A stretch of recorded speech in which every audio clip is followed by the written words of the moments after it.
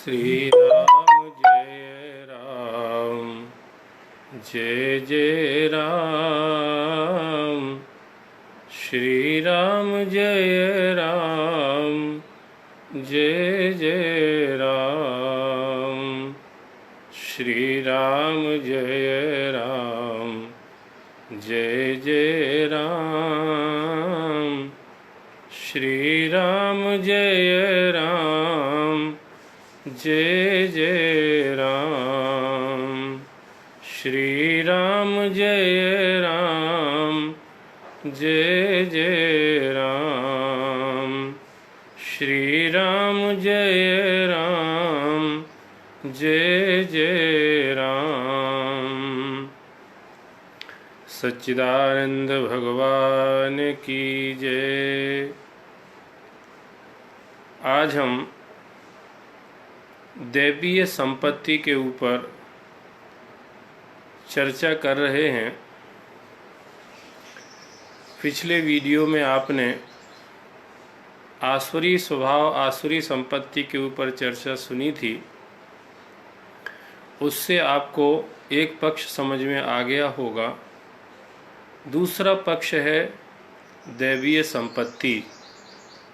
भगवान गीता में बिल्कुल स्पष्ट कर रहे हैं, दैवीय संपत्ति मोक्षाय निबंधाया आसुरीम मतः। दैवी संपत्ति मोक्ष के लिए है और आसुरी संपत्ति संसार के बंधन में डालने वाली है। तो बंधन तो किसी को भी स्वीकार नहीं है, इसलिए आसुरी संपत्ति का भी वर्णन किया गया। पर वो इसीलिए किया गया जिससे हम ये समझें कि आसुरी चीज़ क्या है, आसुरी ये दुर्गुण क्या हैं, ये विकार क्या हैं, जो हमें जन्म मरण के चक्र में ही नहीं इस संसार में भी तरह तरह के दुखों की तरफ धकेलते रहते हैं। उनसे हम बचें। अब उनसे जब बचते हैं तो फिर दूसरी बात ये आ जाती है कि फिर हम इस संसार में हैं तो करें क्या, फिर करने लायक क्या है, करने योग्य क्या है। तो भगवान वो भी साथ में ही कह रहे हैं, दैवी संपत्ति मोक्षाय।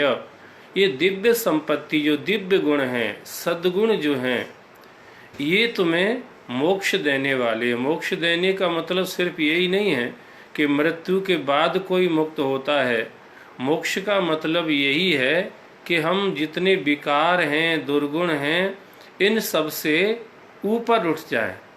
पद्म पत्र विभाम वसहा, जैसे कमल का पत्ता जल के सरोवर में ही है पर वो उससे ऊपर ही रहता है, इसी तरह से हम भले ही संसार में रह रहे हैं पर जो दैवीय गुण संपन्न होते हैं वो तो संसार में रहते हैं पर संसार उनमें नहीं रहता है।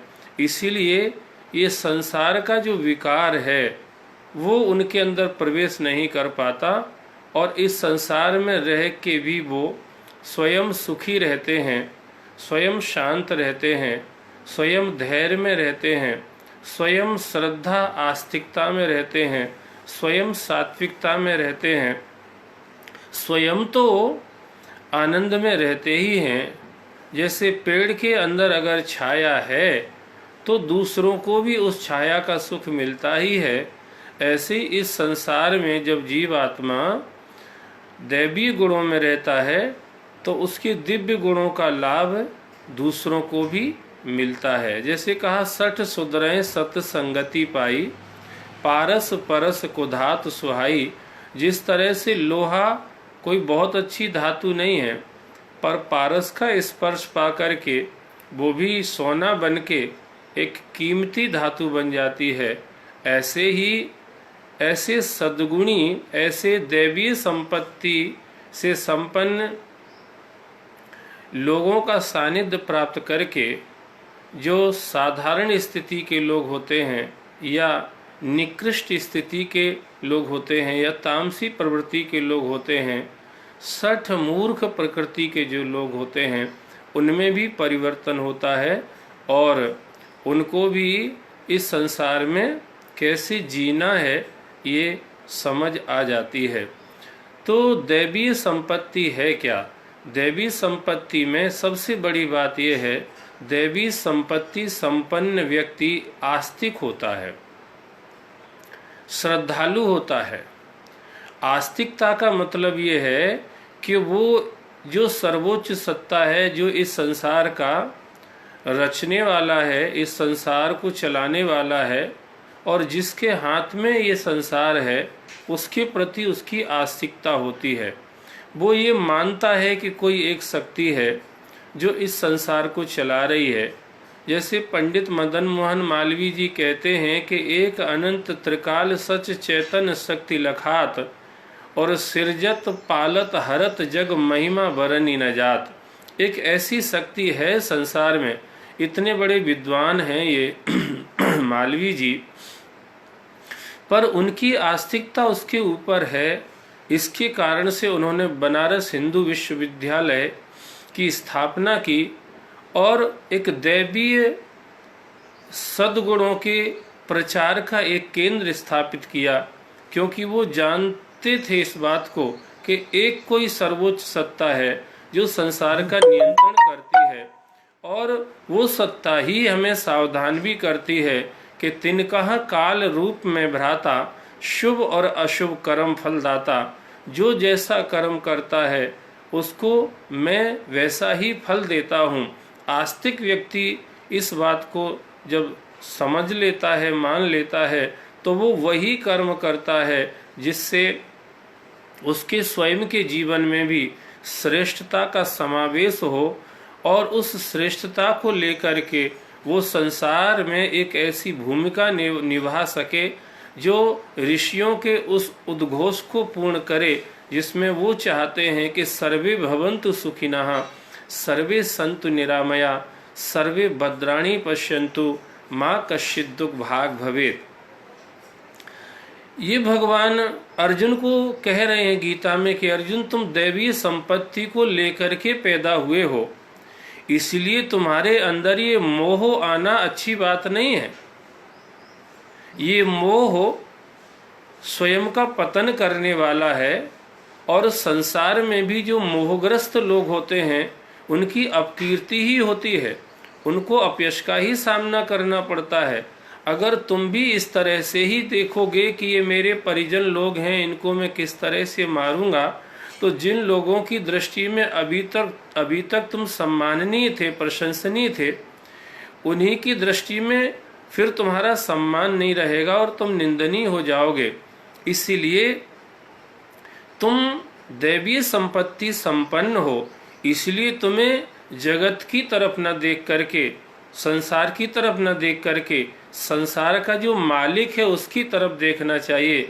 जैसे साईं बाबा कहते थे, सबका मालिक एक, उस मालिक की तरफ देखना चाहिए कि हम संसार में हैं जरूर, पर हम संसार के प्रतिनिधि नहीं हैं, हम भगवान के प्रतिनिधि हैं। क्योंकि ईश्वर अंश जीव अविनाशी, चैतन अमल सहज सुख राशि, सो मायावश भयो गुसाई, बंध्यो कीर मरकट की नाई। आदमी दैवी संपत्ति से गिर क्यों जाता है? क्योंकि वो सो मायावश भयो गुसाई, वो माया के बसीभूत हो जाता है और अपने मूल संबंध को, जो वो भगवान का है, भगवान भी गीता में भी ये बात कह रहे हैं, ममे वांसो जीव लोके जीव भूत सनातनः, मनः षष्ठानि इंद्रियाणि प्रकृति स्थानी कर्षति। तो जब ये समझ रहती है आस्तिकता के कारण से, तब वो श्रद्धालु होता है और श्रद्धालु होने के कारण से श्रद्धावान लभते ज्ञानम, उसको उस ज्ञान की प्राप्ति होती है। श्रद्धावान लभते ज्ञानम तत्पराः संयतेन्द्रिया, ज्ञानम लब्ध्वा परम शांति मचिरेणाधिगच्छति। उस ज्ञान की प्राप्ति होती है जो उसको जितेंद्रिय बनाता है, संयत इंद्रिय बनाता है। और फिर इस तरह से जब कोई अपने जीवन को तैयार करता है, तो जो विकारी लोग विकारों को के माध्यम से शांति पाना चाह रहे थे, भोग करके शांति पाना चाह रहे थे, ये मात्र ज्ञान के द्वारा, जो अंदर का विषय है, जिसमें बाहर की पराधीनता की किसी की जरूरत नहीं है, जहाँ परतंत्रता और गुलामी की कहीं कोई जरूरत नहीं है, आदमी अपने अंदर से ही इन दैवीय संपत्ति युक्त सद्गुणों से अपने अंदर से ही सब कुछ प्राप्त कर लेता है और उसकी स्थिति ऐसी होती है, चाह गई चिंता गई मनवा बेपरवाह, जाको कछु न चाहिए सो शाहन को साह। इसलिए मीरा जी ये कह रही हैं कि भैया हमें और कोई संपत्ति नहीं चाहिए। जिन मीरा जी को 4 लाख सर्पियां प्रतिवर्ष उनके राज परिवार से मिलती थीं, मीरा जी उनको 4 दिन में ही संतों की सेवा में खर्च कर देती थी। लोगों ने पूछा फिर आपके पास क्या बचा मीरा?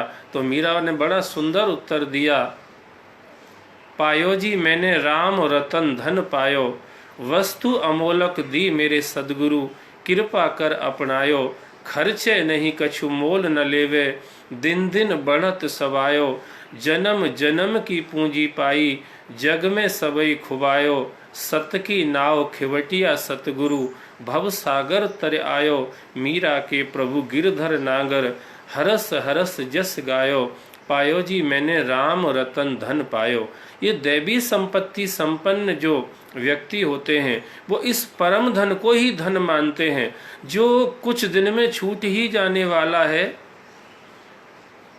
अरब खरबलों द्रव्य है और उदय स्थलों राज, तुलसी जो निज मरण है तो आवे के ही काज।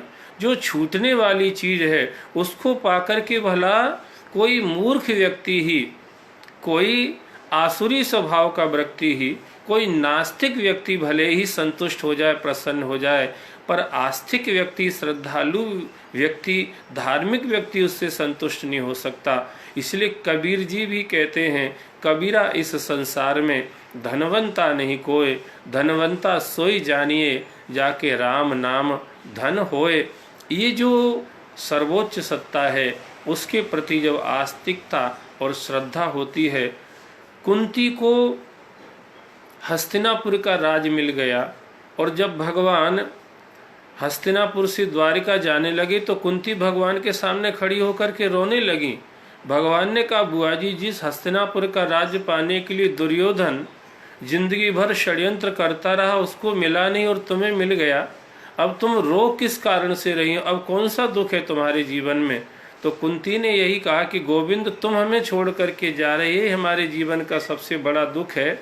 और अगर तुम ये हस्तिनापुर का राज दे करके सोचते हो कि हमने तुम्हें बहुत बड़ी दौलत संपत्ति दे दी है, तो मैं फिर आपसे यही प्रार्थना करूंगी कि ये संपत्ति आप ले लो और हमें विपत्ति दे दो। विपदा संतु न शश्वत तत्र तत्र जगत गुरो, भवतो दर्शनम यस्याद अपुनर्भव दर्शनम। हे गोविंद, मुझे विपत्ति दे दो जिससे मैं आपका स्मरण कर सकूं, और आपका जो स्मरण है वो स्मरण रूपी संपत्ति वो है जो आपको ही प्राप्त करा देती है। आप बताइए, संसार में आपसे बड़ा धन क्या है? भगवान हंसने लगे कि कुंती, इतना ऐश्वर्य प्राप्त करके भी तुम्हारी बुद्धि ईश्वर से विचलित नहीं हुई है। यही देवी संपत्ति संपन्न व्यक्ति के लक्षण हैं। मैं निवेदन कर रहा था, जिसके अंदर ये देवी संपत्ति आ जाती है, इसी में से सारे सद्गुण पैदा होने लगते हैं। उसके अंदर शील भी आ जाता है, उसके अंदर क्षमा भी आ जाता है, उसके अंदर दया, कृपा, दान, धर्म, व्रत, तीर्थ, परोपकार, परमार्थ, भलाई, सब कुछ आ जाता है। जो कुछ भी अच्छा उसके लिए है, जो कुछ भी अच्छा समाज के लिए है, जो कुछ भी अच्छा राष्ट्र और विश्व के लिए है, जो कुछ भी अच्छा लोक और परलोक के लिए है, वो सब उसके अंदर आ जाता है। उसके लिए उसके अंदर वो आकाश बन जाता है जिसमें सिर्फ सद्गुण ही नहीं, समस्त सद्गुणों का जो आगार है भगवान, वो भी स्वयं आकर के विराज जाता है। ये दैवी संपत्ति के लाभ हैं। इसीलिए मैं आप सबसे प्रार्थना करूंगा, आप सुनते रहिए और इस दैवी संपत्ति के ग्राहक बनिए। आपका भी भला होगा, उससे सबका भला होगा। धन्यवाद। हमारा फेसबुक पेज है प्रवचन महेश गुरुजी, यूट्यूब चैनल भी है हमारा प्रवचन महेश गुरुजी, और इंस्टाग्राम और ट्विटर पे भी प्रवचन महेश गुरुजी इस नाम से हमारा पेज है। आप ज़रूर वहाँ पर भी आप लाइक कीजिए, सुनिए, यूट्यूब पे सब्सक्राइब ज़रूर कीजिए और फेसबुक और यूट्यूब पे शेयर भी कीजिए, जिससे ज़्यादा से ज़्यादा लोगों को इसका लाभ मिल सके। फिर मिलेंगे। धन्यवाद। राम राम।